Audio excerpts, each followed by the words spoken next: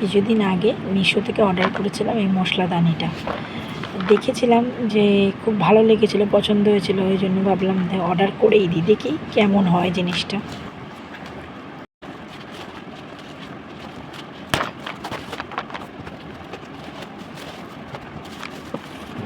নীলটা আমার খুব পছন্দের রঙ, ওই জন্য নীলটাই আমি অর্ডার করেছিলাম।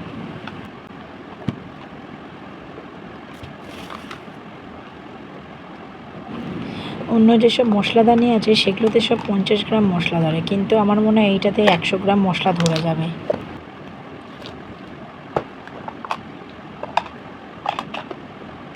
এখন তো মশলা ঢালতে পারবো না, কারণ আগে ভালো করে ওটাকে ধুয়ে নিয়ে শুকনো করে নিতে হবে। তারপর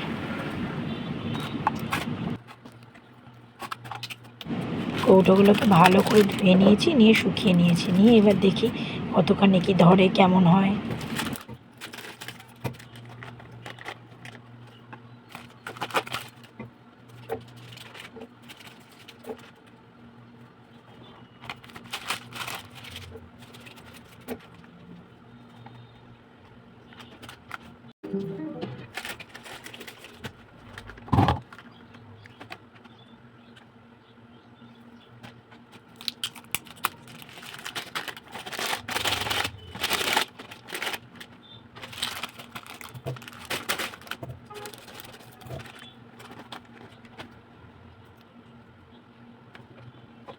কিন্তু দেখছি যে মশলাগুলো পুরোপুরি ভর্তি করার পর কৌটোটাতে চামচগুলো একদমই ভালো করে ধরছে না, ভালো করে চেপে চেপে ঢোকাতে হচ্ছে, তাও ঠিকঠাক হচ্ছে না।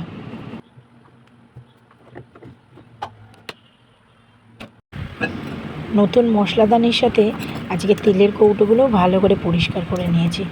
আর তেল শেষও হয়ে গেছিলো, সেই সুযোগে পরিষ্কারটাও করা হয়ে গেল। 2 রকমের তেলের প্যাকেট এবার ঢেলে নেব। এই তেলের কৌটোগুলো আমি অনেক দিন কিনেছি, তবু এখন পুরো ভালো আছে, কিচ্ছু হয়নি। প্রায় 2-3 বছর হয়ে গেছে তেলের কৌটোগুলো।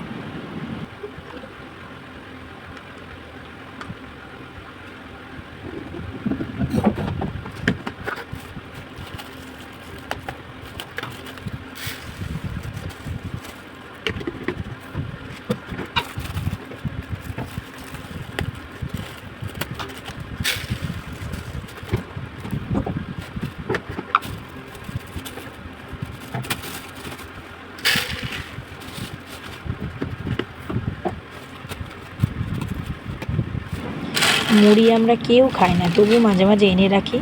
এমন অবস্থা হয় যে মুড়ি কৌটো থেকে থেকেই একদম নরম হয়ে যায়, তবু খাওয়া হয় না। আমরা কেউ অতটা মুড়ি ভালোবাসি না, তবু এনে রাখি যদি কোনো সময় দরকার লাগে।